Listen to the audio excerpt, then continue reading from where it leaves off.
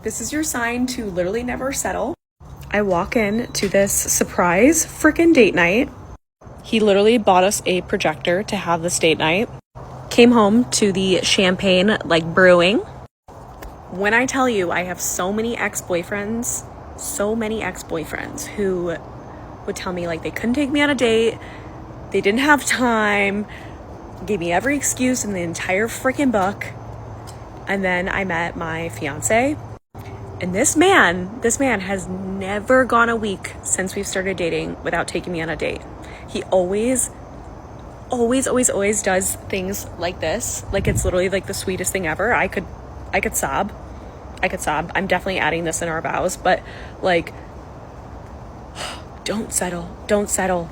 He's not worth it. If he's not making you feel like a princess, he's not the one. He's not it.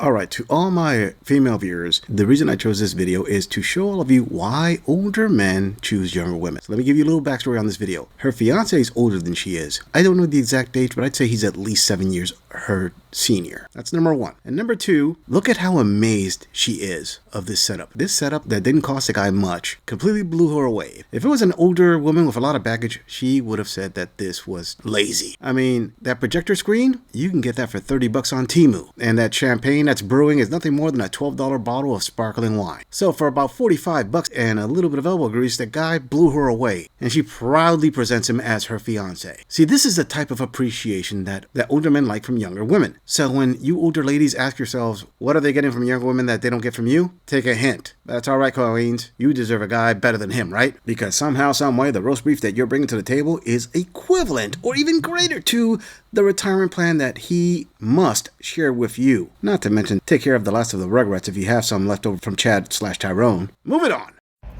If you're a man and you expect your girl to pay 50-50, then do not expect her to respect you completely, because she won't. A woman will respect a man completely and follow him if she knows that she can rely on him and he is a provider and a protector. A man who expects a woman to pay 50-50 is not an alpha. He is a beta. And a high quality woman cannot respect a beta. Damn, skip me. Alright, to my younger male viewers, what she just said is exactly how women see things. I'm not saying it's 100% accurate, I'm saying that is their point of view. Why? Because in their brains, the man is supposed to be the provider at everything. It goes back to wanting a traditional man in modern times. And regardless of how much of a boss babe a woman wants to say she is, all that brainwashing is only a short-term thing. Long-term, they think the same thing this woman thinks. What you men have to do is you have to balance the scales. What I mean by that is, okay, great, that's the way she sees things. Now, your relationship is going to be based on your reality. As in, okay, yeah, you want me to pay for everything, and that is what makes me an alpha? Alright, here's what's going to make the complete alpha. Since you want me to pay for everything, you will follow my lead. And I'm not going to pay for a dang thing until I see that you are following my lead. If you're combative, if you're argumentative, if you bring baggage from your previous relationship, now thinking that it justifies you doing whatever you want, well, guess what? I'm going to make the ultimate alpha move. See that door? I'm walking out of it and I'm not looking back. Then you can go back on TikTok and make all these videos about, oh, I want a real alpha male. Good luck with that. Move it on. This man couldn't even afford a $200 deposit on a 3-star hotel. This man ordered the 2-for-1 champagne special for me at the table. This man couldn't even afford a headboard. This man was leasing, or pretty much renting, a new $45,000 car, but couldn't afford to buy me a plane ticket from California to Vegas, so he pretty much waited till I flew to Vegas on my employer's expense 6 months after the last time he saw me. This man couldn't afford to buy me a plane ticket from California to Vegas, so he pretty much waited till I flew to Vegas on my employer's expense 6 months after the last time he saw me. This man asked me for gas money even though I flew to Vegas on my employer's expense 6 months after the last time he saw me. When the waiter came at a brunch party, this man tapped me on the shoulder while I was, tee-heeing with my friends so that I could pay for the bill. Can you guess the red flag? I'm broken. I don't believe I heard you correctly. Oh, can we guess the red flags? Oh, sure, Queen. And you know what, Queen? Two can play this exact same game. I mean, let's see where we can go from here. This woman put all her and my business out on TikTok and thought that it wasn't a red flag and it's normalized. This woman is a brokey herself who can't pay for jack, but then thinks that it's cool to call me a brokey when I don't pay for her stuff. This woman thinks that everything should be 50-50 until the bill comes. This woman can be easily labeled a gold digger. That's like one of the biggest red flags you can have starting off. This woman cannot keep anyone's business private because she needs to put it out on social media because for her, clout is more important than the privacy of one's own relationship. This woman is broke, but she can't say she's broke because she needs to cover her own brokenness by calling a man a brokey. I mean, Kaween, this gorilla can keep on going, but I think it's very clear that if the man is a red flag, you are like a frickin' red sail, all right? Not just are you broke, you have no concept of what it's like to respect the privacy of another person you want to be in a relationship with. I mean, I would warn all men out here to stay away from you, but hell there, sister. You're doing that all on your own. Moving on. I just need to know how often this whole splitting the bill 50-50, asking for you to contribute to like the first date or second date, like early dates is happening to y'all. I'm not talking when you're in an established relationship, like long term. I'm talking like early dates, because there's no reason you as a woman should be paying anything for this. Like, and why is this happening? Are you offering to split it? Because if you are, stop doing that. Stop. And if he's asking, that's embarrassing. Like, that's honestly embarrassing. I also feel like it is indicative of a sense of entitlement. Like, you owe him for him asking you to show up and give him your company and to mentally stimulate him and to give him a chance. Like, this is a tryout for him, and he thinks that you should pay for him to try to prove himself to you. Like, that just doesn't make any sense to me. I have never legitimately had a man ask me to split the bill in early dates, like, ever. And if they do, like, you need to immediately, like, just ghost. Like, you're in the grave, you're done, you're gone. Because it's not about being a provider, and it's not that you can't hold your own door open or pull your own seat out. Like, you are fully able and capable enough to do that. Like, that's not the argument. It's about the kindness of the gesture, and it's about the thoughtfulness, and it's about him asking you to sacrifice your time and your efforts to hang out with him. And he cannot appreciate that enough to just pay like for one dinner. Oh, the world owes me a living. Hey,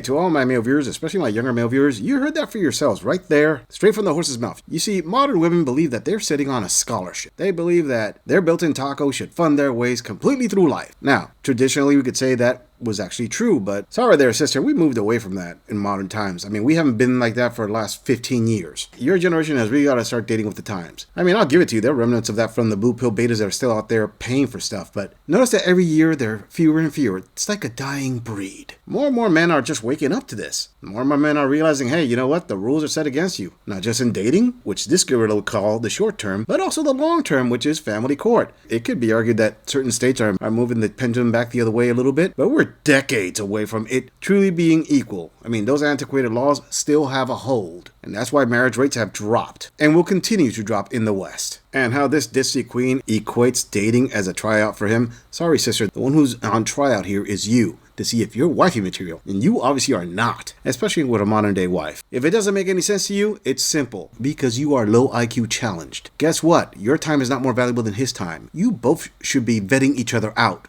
It's not one way, it's a two-way street, sister.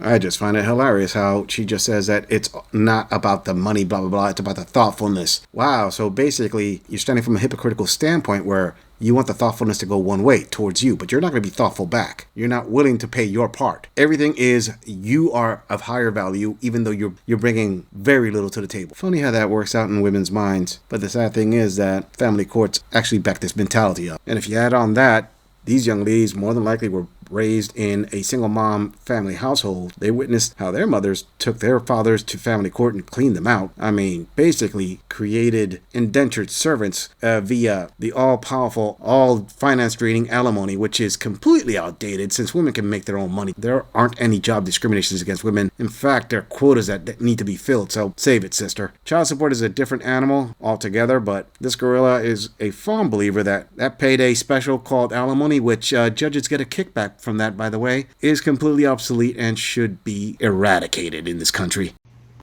I don't even look at my wallet when this happens, but if someone legitimately asked me to do this and it wasn't satire, I would say, okay, of course, like I will absolutely do that. And then he would never hear from me again. And if he reached out and said, hey, do you want to hang out again? Do you want to go on another date? Whatever, blah, blah, blah. I would honestly say to him, like, hey, I'm so sorry. I really enjoyed our time together, but I think we are playing in different leagues. Because you are. He wants women that are going to overexert themselves for him. And he is expecting you to give him more than you already are. And that's insane. This whole equality thing of like monetary value and splitting a bill, and isn't this what you guys want? It's not, because do you want to take into account like the hair, the makeup, the dress, the shoes, everything that we've put together for you, and you're gonna go ahead and discard all of that? It's about appreciation and appreciating your company. And if they cannot do that, and if they cannot realize that they need to step up, like, guess what? Somebody else will. That's ridiculous. Leave these men where they belong. On red. Because these are the same men that if they met you at a bar and they're trying to stick it in night one, will pay for your entire tab. Every shot you want, every drink you want, anything your little heart desires, they're going to pay because they think that they're going to get an immediate gratification out of it. And you know what? If going on an actual date and having actual conversation and connection is not enough gratification for them, they're not worth going on a second date with or even sending a follow-up text to. Now, if it hasn't been clear to most of my male viewers, especially to my younger male viewers, now, I'm not taking a shot at you. I'm actually trying to help you guys out. The rules that she's laying down here and the things that she's talking to women about, like, hey, don't accept this, don't accept that, we're in 2 different leagues, whatever the hell, this doesn't apply to the Chads and Tyrones. This applies to the average guys. In fact, the bottom 80%.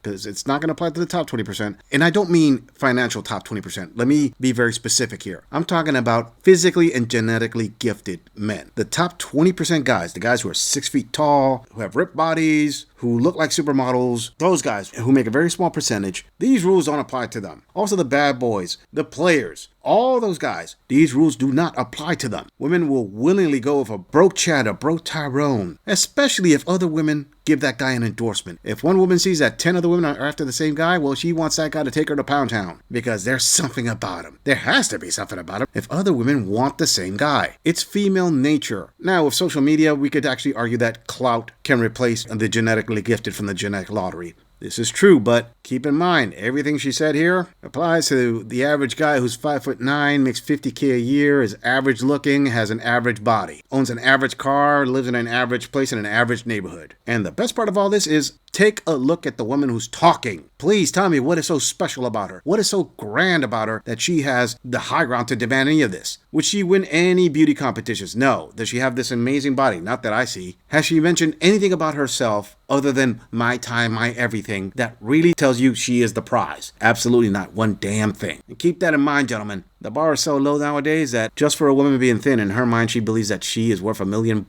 She is worth a level 8 guy when she is a 5 at best. So now this girl is going to finish this off with a very rhetorical question to a lot of women out there. I have to ask you, queens, how exactly can you demand a man to love you unconditionally when women like this put out the obvious that you're going to love a man conditionally, depending on what he can provide for you? I mean, he's got to pay for everything, right? Women that put a price tag on everything for her company. Don't we have a name for women like that? Fatality. Flawless victory. I'm just saying, if you enjoy this audit, click on the video in the end screen for more content. If you would like to support the channel, please follow the link in the description to donate to our beer fund, or like, subscribe, and share this video on other social media platforms. If you agree or disagree with anything about this audit, please let us know in the comments. I'm going to leave this audit right here. I'll see all of you in the next episode.